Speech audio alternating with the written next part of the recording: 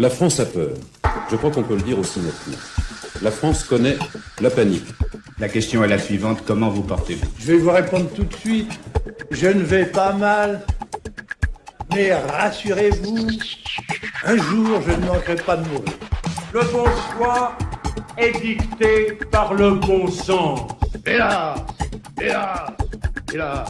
Je crois aux forces de l'esprit. Je ne vous quitterai pas. J'assume pleinement la responsabilité de cet échec et j'en tire les conclusions en me retirant de la vie politique. L'extrême droite, ce sont de fausses réponses à de vraies questions. Notre maison brûle. Et nous regardons ailleurs. Je vais prendre pour la première fois la décision la plus difficile de ma vie. Je ne veux plus me mentir. Je ne veux pas donner l'illusion que ma présence au gouvernement signifie qu'on est à la hauteur sur ces enjeux-là. Et donc je prends la décision de quitter le gouvernement. Dès demain, midi, nos déplacements seront très fortement réduits. Les regroupements extérieurs, les réunions familiales ou amicales ne seront plus permis. Se promener, retrouver ses amis dans le parc, dans la rue, ne sera plus possible. Nous sommes en guerre. Beaucoup de certitudes, de convictions seront remises en cause. Le jour d'après, quand nous aurons gagné, ce ne sera pas un retour au jour d'avant. Et je saurai aussi avec vous en tirer toutes les conséquences. Toutes les conséquences.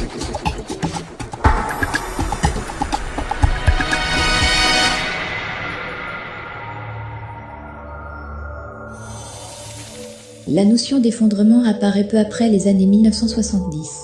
Elle a été appliquée à la civilisation industrielle par le Club de Rome, composé de scientifiques, d'économistes, ainsi que d'industriels de 52 nations, qui a commandé au professeur Dennis Meadows du MIT une étude sur l'état des ressources naturelles dans le monde.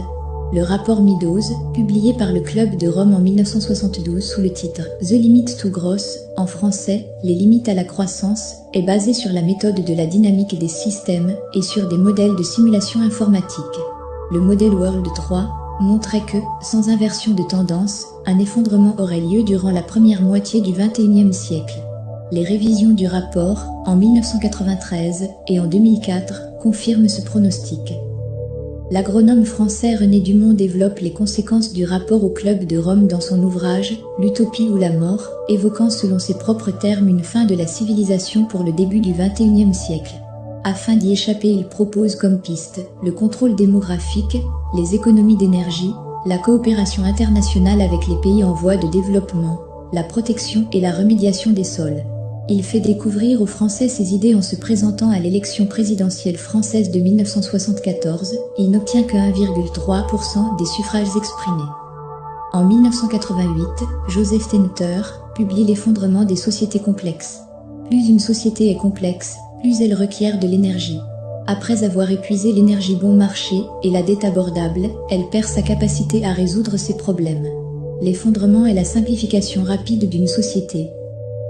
En 2005, le biologiste évolutionniste américain Jared Diamond popularise le mot effondrement par son essai « Effondrement. Comment les sociétés décident de leur disparition ou de leur survie ».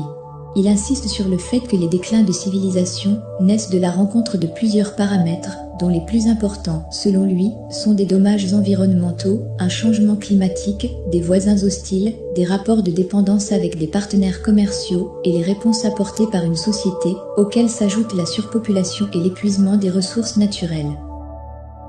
Yves Cochet, ancien ministre français de l'Environnement, président de l'Institut Momentum, est l'un des fers de lance en France de cette nouvelle vague d'alerte sur le risque d'effondrement, en particulier dans son livre Pétrole Apocalypse de 2005. Il reste aujourd'hui particulièrement vigilant et alarmiste. Pour lui, l'effondrement est un processus à l'issue duquel les besoins de base, eau, alimentation, logement, habillement, énergie, mobilité, sécurité, ne sont plus fournis à une majorité de la population par des services encadrés par la loi. En 2012, le chercheur australien Graham Turney du CSIRO, en compilant 40 ans de données de l'ONU, a montré que le modèle s'était avéré précis et robuste, confirmant ainsi l'imminence d'un effondrement, ainsi que l'apparition des premiers signes.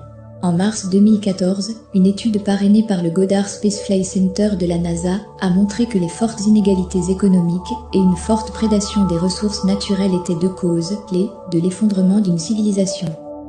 En 2015, le livre « Comment tout peut s'effondrer » de Pablo Servigne et Raphael Stevens synthétisent les principaux paramètres pouvant conduire notre civilisation à l'effondrement. Les auteurs créent le néologisme collapsologie, qu'ils définissent comme l'exercice transdisciplinaire d'étude de l'effondrement de notre civilisation industrielle. Les principaux facteurs d'effondrement selon eux sont l'approche des limites physiques, manque de ressources et énergie, le dépassement de seuils de basculement irréversible des systèmes climatiques et écosystémiques, l'inertie de notre société, phénomène de verrouillage socio-technique, et la vulnérabilité des réseaux financiers, d'approvisionnement et d'information.